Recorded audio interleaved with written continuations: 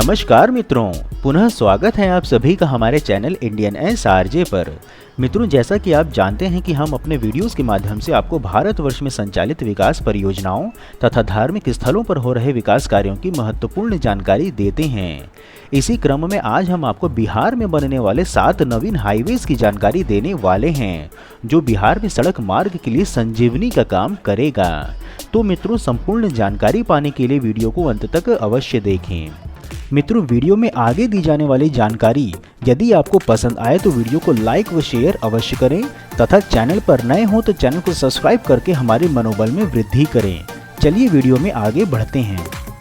मित्रों, जैसा कि आप सभी जानते होंगे कि देश में सड़क व रेल के नवीन मार्गों का निर्माण कार्य अपने स्वर्णिम युग में है। अर्थात जितने नवीन रेल, रोड व एक्सप्रेसवेज का निर्माण कार्य वर्तमान समय में संपूर्ण देश में हो रहा है, वैसा अब से पहले कभी नहीं हुआ था। तथा उत्तर प्रदेश तो योगी जी के शासन में एक्सप्रेसवे स्टेट भी कहा जाने लगा है, क्योंकि देश भर में सबसे अधिक एक्सप्रेसवेज का निर्माण उत्तर प्रदेश में ही हो रहा है, जिसमें से कि पूर्वांचल एक्सप्रेसवे का उद्घाटन इसी माह संभावित है, जो कि बिहार से कनेक्टेड होने के कारण से बिहार के लिए भी लाभदायक होगा। तथा इसी वर्ष के अंत तक बुंदेलखंड एक्सप्रेसवे का मुख्य मार्ग क्रियाशील होने की संभावना है। इतना सब देखने के पश्चात हमारे बिहार वासी कहीं न कहीं स्वयं को ठगा हुआ अनुभव करते थे, परंतु अब ऐसा और नहीं होगा, क्योंकि अब 1 या 2 नहीं अपितु 56,000 करोड़ रुपए की लागत से 7 नवीन हाईवेज की सौगात बिहार को मिली है। बिहार में सड़कों का संजाल बिछाकर आम यातायात को बेहतर बनाने के प्रयासों में और गति आ गई है।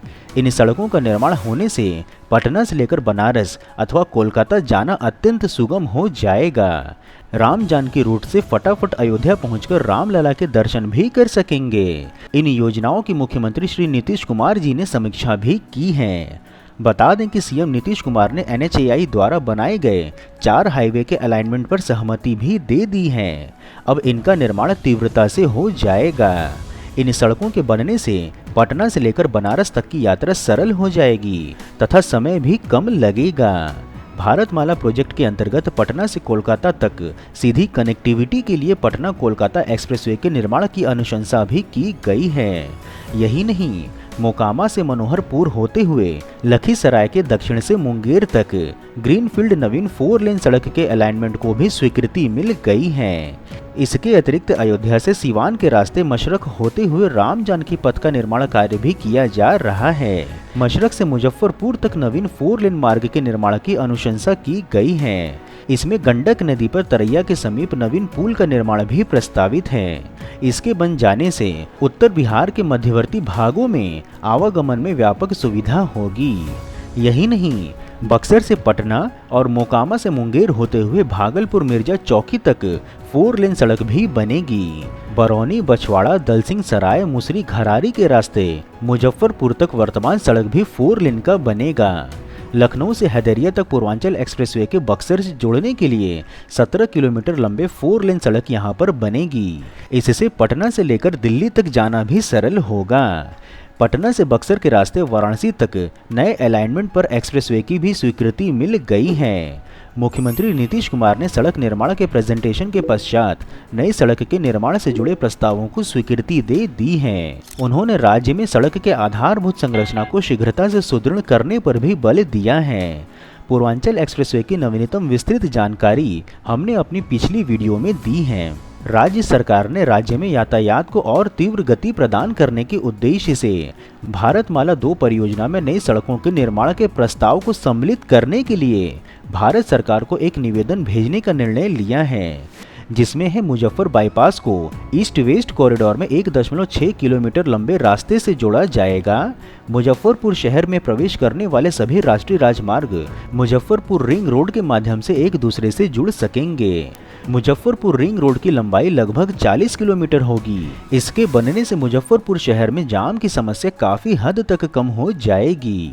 बता दें कि बक्सर चौसा वाराणसी से वाराणसी होते हुए पटना से लेकर बक्सर तक नई 4 लेन सड़क के संरेखण पर सहमति बन गई है। इस संरेखण का 29 किलोमीटर का भाग बिहार राज्य में तथा 62 किलोमीटर का भाग उत्तर प्रदेश में पड़ता है। इसके बनने से पटना से वाराणसी की दूरी केवल 225 किलोमीटर की रह जाएगी, जो कि वर्तमान में पटना मोहनिया वाराणसी मार्ग से लगभग 30 किलोमीटर से कम की होगी। जानकारी के लिए बता दें कि राज्य सरकार द्वारा सड़क नियोजन की सहमति के फलस्वरूप अब इन सभी सड़कों के डीपीआर को अंतिम स्वरूप दिया जाएगा तथा मुजफ्फरपुर मुंगेर मार्ग में पर्याप्त भूमि पहले से ही उपलब्ध है, जबकि मोकामा मुजफ्फरपुर बक्सर हैदरिया और बक्सर वाराणसी सड़कों में भूमि अधिग्रहण आरंभ किया जाएगा। इसके अतिरिक्त बरौनी बछवाड़ा दलसिंह सराय मुसरी घरारी होते हुए मुजफ्फरपुर तक वर्तमान सड़कों को 4 लेन चौड़ा करने की सहमति भी दे दी गई है। मुजफ्फरपुर बरौनी सड़क को 5 किलोमीटर लंबे बाईपास से मुजफ्फरपुर हाजीपुर रोड से जोड़ा जाएगा। इसी प्रकार से मुजफ्फरपुर बरौनी सड़क को 11 किलोमीटर लंबे बाईपास पथ से मुजफ्फरपुर दरभंगा पूर्व पश्चिम कॉरिडोर से जोड़ा जाएगा। इसके अतिरिक्त आपको बता दें कि भारत नेपाल सीमा पर 552 किलोमीटर लंबी 2 लेन सड़क वर्तमान समय में बनाई जा रही है, उसे भी अब 4 लेन में परिवर्तित करने का प्रस्ताव दिया जाएगा। इसके निर्माण में लगभग 2/3 धनराशि राज्य सरकार और 1/3 केंद्र सरकार द्वारा वहन किया जा रहा है। राज्य सरकार ने इस सड़क को 4 लेन चौड़ा करने का निवेदन किया है। भारत नेपाल सीमा पर बन रहे इस मार्ग का महत्व इसलिए भी है क्योंकि यह बिहार राज्य के 7 जिलों पश्चिम चंपारण, पूर्वी चंपारण, सीतामढ़ी, मधुबनी, सुपौल, अररिया और किशनगंज के सीमावर्ती क्षेत्रों के आर्थिक विकास में महत्वपूर्ण योगदान भी देगा। महत्वपूर्ण है कि गति अर्थात स्पीड वर्तमान समय में सबसे मूल्यवान है तथा कहा जाता है कि जिसने समय बचा लिया वही सबसे धनवान है।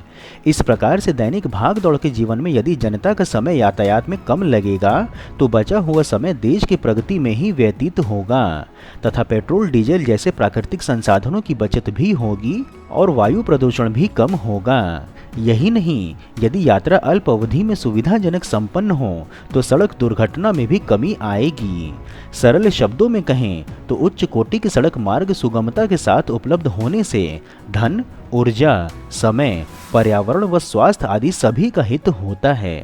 हम आशा करते हैं कि बिहार में बनने वाले इन सभी नवीन मार्गों का निर्माण शीघ्र आरंभ हो तथा तय समय सीमा में उच्च गुणवत्ता के साथ संपन्न हो, जो बिहार में हो रहे विकास की आधुनिक छवि को विश्व पटल पर प्रदर्शित करने में सहयोग प्रदान करे।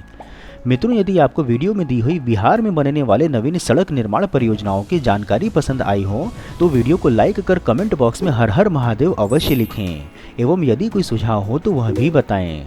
इसके अतिरिक्त यदि आप नए दर्शक हैं अथवा अभी तक आपने चैनल सब्सक्राइब नहीं किया है तो चैनल सब्सक्राइब कर हमें कृतज्ञ अवश्य करें।